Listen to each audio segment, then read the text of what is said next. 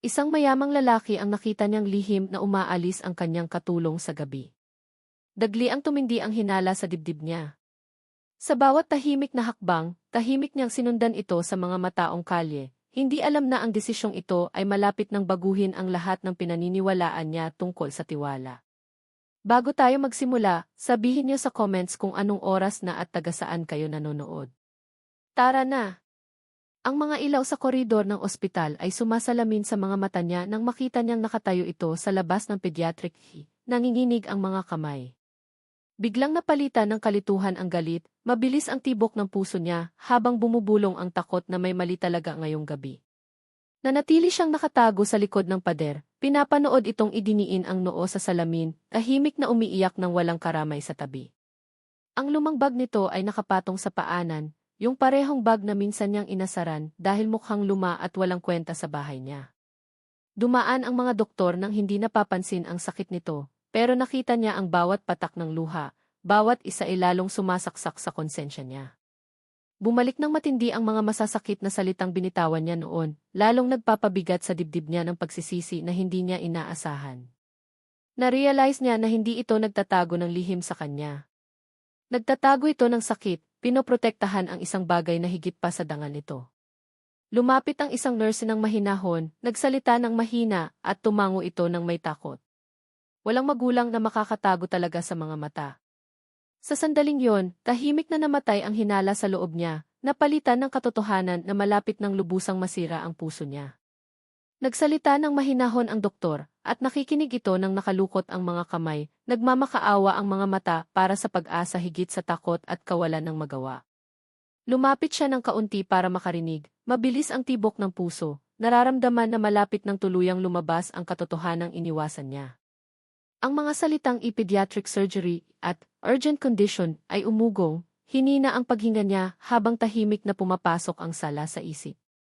Naalala niya ang batang minsan niyang nakita sa larawan sa cellphone nito, nakangiti ng maliwanag, hindi niya naisip na lumalaban ito para sa buhay. Tahimik na lumuluha sa mukha nito. Pero matatag pa rin itong nakatayo, dala ang tapang na mas mabigat kaysa sa anumang pasanin na alam niya. Nakita niyang kinuha nito ang maliit na sobre, maingat na binibilang ang pera, nanginginig ang bawat bayarin sa pagitan ng sakripisyo at desperasyon. Yun ang ipon niya mula sa sweldo, hindi nagalaw sa loob ng maraming taon, ngayoy iniaalay ng walang pag-aalinlangan para iligtas ang pinakamamahal niyang buhay. Tinanggap ng nurse ang sobre ng mabait, pero kulang pa rin ang halaga, at lalong lumakas ang takot. Yumuko ito, bumubulong ng dasal na nanginginig ang mga labi, isinusuko ang lahat sa awa mula sa itaas na hindi nakikita. Sumikip ng masakit ang dibdib ng milyonaryo, na-realize na ang kanyang kaginhawaan ay itinayo sa tabi ng isang taong tahimik na lumalaban sa bagyo araw-araw. Lumabas ang pagsisisi na parang bagyo sa loob niya, inuulit ang bawat hinala, bawat insulto na minsan niyang naisip na tama. Dahan-dahang umatras siya, alam na nagsisimula ng baguhin siya ng katotohanan. Pero ang pinakamahirap na sandali ay nasa unahan pa. Nakita niyang tumawag ito sa isang tao ng tahimik, boses na bumabali, humihingi ng tulong na alam niyang baka hindi pa dumating ngayong gabi. Sandaling humina ang lakas nito. Pero muling tumuwid, ayaw bumagsak habang kailangan pa siya ng anak niya. Naalala niyang minsan niyang inakusahan ito ng pagnanakaw, at lalong sumunog ang hiya, kaysa sa anumang naranasan niya noon. Biglang lumamig ang koridor, habang inilalantad ng katotohanan ang kanyang yabang at tinatanggal ang bawat dahilan na minsan niyang pinaniwalaan. Sa likod ng salamin ng AC, nakita niya ang maliit na figura sa kama. Kumikislap ang mga machine ng regular, nakabitin ang buhay sa marupok na pag-asa. Dinurog ng tanawin yon ang isang bagay sa loob niya, pinapalitan ang yabang ng sakit na hindi na niya kayang baliwalain o takasan. Idiniin nito ng mahinahon ang palad sa salamin, bumubulong ng mga salitang alam lang ng puso ng ina. Nakita niya roon ang pag-ibig, dalisay at matindi, mas malakas kaysa yaman, mas malakas kaysa katayuan, mas malakas kaysa sa bawat hatol na ginawa niya. Bumalik ang nurse na may mga papeles na pipirmahan, at nagdalawang isip ito, tumataas ang takot sa halagang hindi niya kayang bayaran mag-isa. Nanginginig ang mga kamay nito sa pagod. Pero nanatili ang determinasyon sa mga mata na ayaw sumuko ng madali. Sa sandaling yon, malinaw na naintindihan niya na nag-iisa itong lumalaban sa laban na walang tumulong dati. Ang hinala niya ay naging tahimik na sala na, at alam niyang hindi na siya makakatago pa sa katotohanan. Dahan-dahang lumapit siya, hindi na nagtatago, mabigat ang bawat hakbang sa pagkaunawa na hinusgahan niya nang hindi alam ang buong katotohanan. Nagulat ito nang lumingon, takot na baka mawala ang trabaho, kahit sa ganitong sakit na sandali. Tinawag niya ang pangalan nito ng mahina, boses na kakaiba kahit sa kanya, dala ang pagsisisi na hindi pa niya naipakita noon. Nahirapan ang mga salita, pero ang mga mata niya ang nagsabi ng paumanhin na mas malakas kaysa sa yabang na dating pinayagan siya. Yumuko ito ng may respeto, tinawag pa rin siyang teaser, kahit nasa pinakamadilim na sandali ng buhay nito. Tanong niya ng mahinahon tungkol sa bata, at nabali ang boses nito habang ipinaliliwanag ang sakit na itinago nito sa loob ng maraming buwan. Mga mahabang pagbisita sa ospital, unpaid leave, tahimik na sakripisyo. Bawat detalye ay parang suntok ng katotohanang sinadya niyang baliwalain noon. Hindi ito humihingi ng awa, kailangan lang ng oras para mailigtas ang anak, pinoprotektahan ang dangal kahit sa matinding hirap. Tumingin siya ulit sa salamin ng AC, nakikita ang kawalang malay na lumalaban para sa hininga habang binabantayan ng mga machine ang marupok na pag-asa. Walang kabuluhan ang yaman doon, napapalibutan ng tahimik na pagdurusa na hindi kayang bigyang katwiran ng yabang. Sa unang pagkakataon sa loob ng maraming taon, naramdaman niyang maliit siya. Narealize na mas malaki ang pagkatao, kaysa sa katayo ang binigyan niya ng halaga ng bulag. Alam niyang kailangan ng aksyon ang sandaling ito, hindi salita, dahil nagsisimula ang pagtubos kapag pinili na ng katahimikan ang tapang. Tanong niya sa doktor ng kalmado ang halaga ng treatment, matatag ang boses kahit nanginginig ang sala sa bawat iniisip. Malaki para rito, pero maliit para sa kanya. At yung katotohanang iyon ay sumaksak ng mas malalim kaysa sa anumang akusasyon niya. Humiling siya rito nang mahinahon na siya ang magbabayad, hindi bilang kawanggawa, kundi bilang paumanhin sa kanyang pagkabulag. Umurong ito sa hindi makapaniwala, tumanggi muna, pinoprotektahan ang dangal kahit sa desperadong sitwasyon. Sinigurado niya ng tahimik, walang kondisyon, suporta lang, dahil may mga pagkakamali na kailangang bayaran ng aksyon higit sa salita. Muling napuno ng luha ang mga mata nito, pero ngayon ay dala na ng marupok na pag-asang hindi niya pinayagang maisip noon. Mabilis na napirmahan ang mga papeles, at naghanda ng mabilis ang medical team, may bagong layunin at pokus na determinasyon. Nakatayo siya sa tabi nito ng tahimik, hindi na bilang amo, kundi bilang tao na natututo ng awa sa masakit na pagkaunawa. Ngayong gabi, hinahabol pa rin siya ng mga alaala ng hinala, pero bawat sandali ng tulong ay nagpapalambot sa bigat na dala niya. Bumulong ito ng pasasalamat sa pagitan ng luha. Pero yumuko siya, alam na kailangang kitain ang tawad sa katapatan.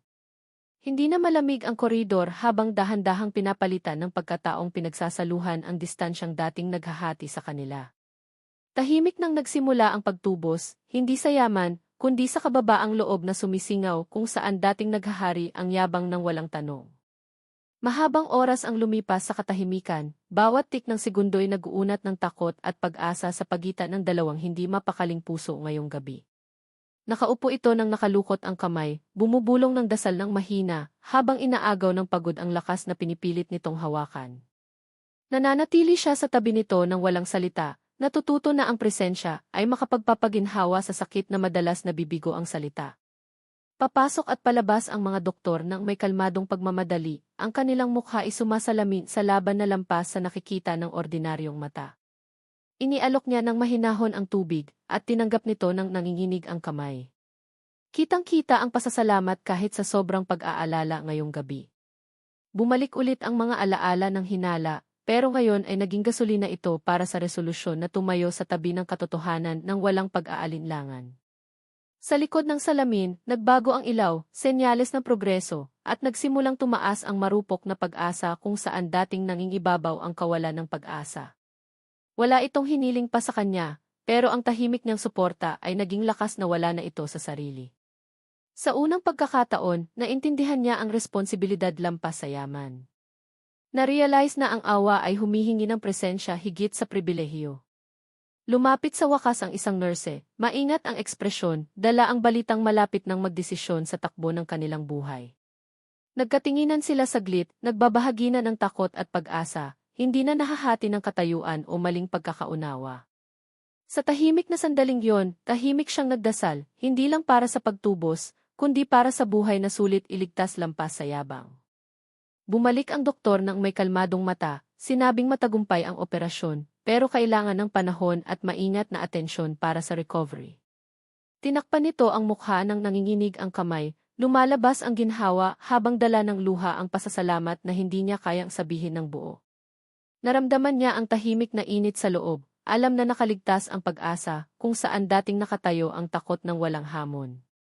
Pinayagan silang makita saglit ang bata, matatag ang mga machine, patuloy ang marupok na buhay sa tahimik na laban patungo sa paggaling. Bumulong ito ng mahina ng pangalan ng anak, boses na puno ng pag-ibig, mas malakas kaysa sa bawat hirap na tiniis. Sa pintuan, nakatayo siyang may respeto, saksi sa ugnayang nag-reshape ng lahat ng pinaniwalaan niya tungkol sa lakas at sakripisyo magpakailanman. Bahagyang gumalaw ang maliit na daliri ng bata, at yung simpleng galaw na iyon ay naramdaman na mas malaki kaysa sa anumang tagumpay na dala ng yaman. Lumilingon ito sa kanya ng mailuha sa mata, walang salitang binitawan.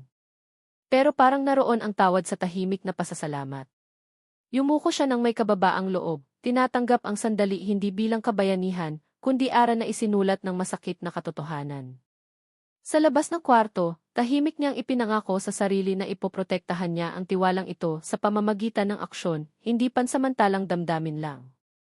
Hindi nawala ang bigat ng sala, pero napalitan ito ng layunin, gumagabay sa pagbabagong hindi niya naisip noon. Sa unang pagkakataon sa maraming taon, lumakad siya ng walang yabang, pinili ang awa bilang tanging landas na sulit tahakin pasulong. Makalipas ang ilang araw, muling nagmulat ng buo ang mata ng bata, at napuno ng pag-asa ang kwarto, kung saan dating naghahari ang takot sa bawat hininga. Mahinang umiti ito sa ina, at yung marupok ng ngiti na iyon ay nagpagaling sa sugat na hindi kayang abutin ng gamot mag-isa. Bumisita siya ng tahimik araw-araw, hindi bilang amo, kundi bilang taong natututo ng pagkatao sa responsibilidad at tapat na pag-aalaga. Bumalik ang katulong sa bahay nang mas malakas ang dangal kaysa dati. Muling nabuo ang tiwala sa pamamagitan ng aksyon na patuloy niyang pinahahalagahan araw-araw. Nagbago siya sa loob, tinatrato ang bawat manggagawa ng may respeto, naunawaan na maaaring may tagong hirap sa likod ng tahimik na mukha kahit saan. Nanatili ang pagsisisi bilang aral, pero naging gabay na ang awa, humuhubog sa mga desisyon na dating pinapangunahan lang ng yabang. Nagpatuloy ang kanilang buhay ng iba, pinagbuklod ng katotohanang inilantad sa sakit, sakripisyo, at hindi inaasahang kabutihang loob ng tao. Na-realize niya na ang hinala ay sumisira ng tahimik. Pero ang pag-unawa ay muling nagtatayo ng nasira ng hatol ng walang ingat. Ang koridor ng ospital na saksi sa lungkot ay ngayon ay may alaala ng pagbabago. Ni isa sa kanila ay hindi makakalimot. Minsan, nagsisimula ang pagtubos kapag pinili ng isang tao ang pakikiramay kaysa duda. Kahit na dumating ng masakit at huli ang katotohanan. Hindi lang tagumpay niya to, kundi ang kanyang paggising, patunay na lumalago ang pagkatao kapag tinatanggap ng puso ang responsibilidad ng tapat. Tapos na ang kwento rito, pero buhay pa rin ang misteryo. Like, subscribe, at bumalik para sa susunod na hindi malilimutang paglalakbay. Kumusta? Gusto mo ba i-adjust kahit saang part, o mas i-dramatize pa? Sabihin mo lang,